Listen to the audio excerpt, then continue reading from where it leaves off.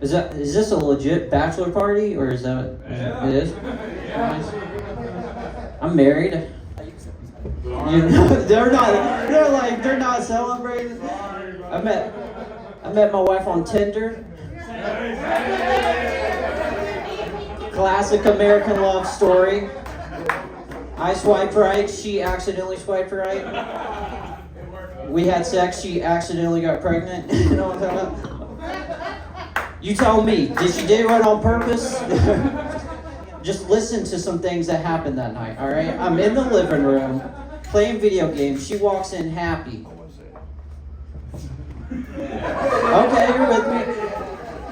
She's just like, she like initiates sex, and we don't really use words to initiate sex. She comes in, she goes, and I'll go, you know? And then she's on top of me. She's like, I want to ride you. In the moment, I'm like, hell yeah, no work. Looking back, I'm like, God damn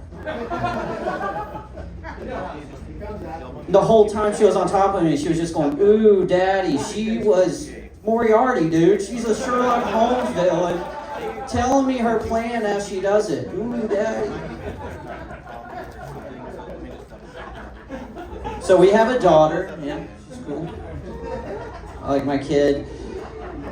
It's like WWE in my household. As soon as like 6:30 hits, she's 5. She just attacks me, and I get to throw her across the room. It's the closest thing I get to midget wrestling, and I love midget wrestling. I'm just slinging her across the room. I actually read a study that said parents who are more physically like abusive with their kids, not abusive, but you roughhouse your kids are more competitive, more successful and stuff. So I just gut punch her like once a month. I'm like, you're gonna be a good person. I love you. Yeah, I love my kids. I love my kid. I'm a stay-at-home dad. So we do go to the park, and you can imagine, yeah, it's bad. I go there, I get looks, they're like, what is Lieutenant Dan doing here? California sober, you know, like, yeah, I'm here. And they're staring at you, and I'm like, dude, lady, I don't want to bang you or your kid, all right? Can she just go on the slide, please? I love it. We were running a little late. Homeless got us, you know what I'm talking about? Anybody a big fan of the homeless? Not me. I'll be honest with you. I just feel like there are like adult bullies. They're waiting on the corner for our lunch money. I'm just sick of losing every staring contest I get in with them, dude. I pull up to the light, I look at them, they come up to my window every single time, dude. I'm sick of it. They have nothing to lose, dude. And like, you'll be driving through the city and you'll see like a bicycle, a makeshift basketball hoop, and you're like, oh cool, kids are still playing outside. And then you see that trail and tents and trash. It's the 3 T's of homelessness. Trails, trash, and tents. And you're like, oh, fuck homeless. All right. I don't treat homeless people too bad. I treat them a lot like I do trans people. I just look away until I know they're safe, you know, just look straight ahead. I'm like, okay, you're cool, we can talk. I actually have this guy in Mobile. His name is Keyboard Keith. He has a name, and I call him that. And but Keyboard Keith comes along on his cruiser bicycle with a keyboard across the front of it, and he sees me, and he's like, "Ooh, target engaged," you know. It's like Star Wars. And I'm in the center, and he comes up. And he comes up to me, he goes, "Hey man, you got $1?" And I literally have $1. And I'm not normally a fan of giving him $1 because, you know, if you give him $1, it just continues the problem. What you need to do is, instead of giving him that $1, save it until you get 1,000 of them. Give it to him all at once. Won't have that problem again, you know what I'm saying? I'm saying he's getting his life together. Y'all are the sick fucks thinking he's, all right. I'm saying he's going to get a car, a job, and live happily. And you're just, Yeah, I saw the looks. You're like, this horrible person. I am a horrible person. Okay, let's get that out of the way. All right. But anyways, he comes up to me and he's like, hey man, you got $1? And I was like, yeah, I got $1. I even popped it. I went, you can have it. And he goes, no man, I like to earn my money. I'm like, all right, cool. You're a different one. Most of the guys I talk to like this, they don't want to do that at all. And he comes up and he's like, nah man, let me earn my $. And he grabs the closest trash can, puts his keyboard on top and starts singing to me. And it's like a little bit of a love song. I'm like, it's just us in this alleyway, dude. He's singing, he's like, ooh baby, I like the way you walk, I like the way you talk. Me and you take out my pocket and you hold it. And I'm like, whoa. This ain't prison. And then he's like, oh, my pee-pee, your poo-poo. And I'm like, no, I don't want this. But he finishes this song and I'm like, all right, cool. Here's your $1. I popped it again. And he was like, he looked me down in the face and said, nah, man, you got Cash App? You got Venmo? What the hell? What am I supposed to do? It's not for you. I don't know. I hate this. I'm just sick of them, dude. But anyways, I was in the Army for over 10 years. Wasn't anything cool, but I did learn that a lot of acronyms. There's a lot of acronyms in the military. Did you know that Navy is an acronym? For gay. Yeah, super gay. My brother's gay, so I can do these jokes. He's part of like a committee. I get a punch card, he stamps them out. And so my brother is married to a Navy seaman. Yeah. Because coming out to my dad the first time just didn't sink in. Oh, that was a dumb joke. All right.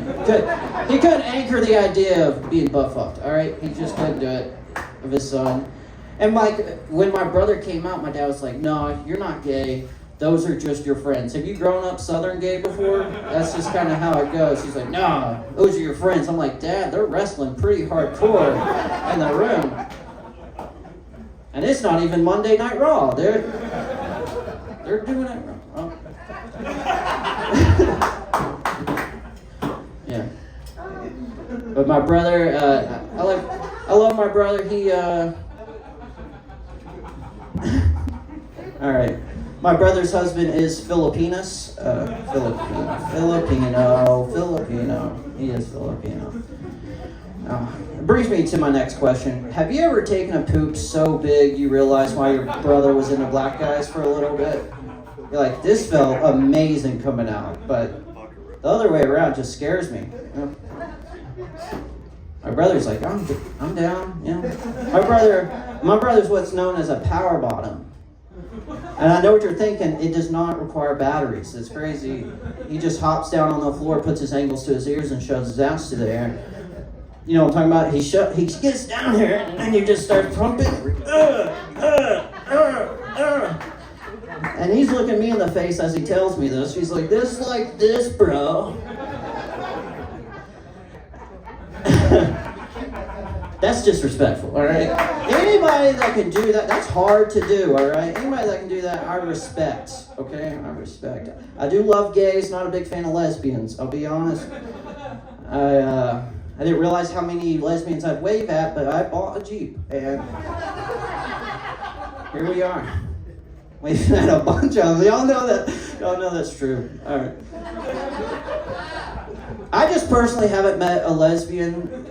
I've met like 9 to 10 of them. I'm counting. I just haven't met a lesbian that hasn't been into a fist fight with another lesbian. I'm starting to...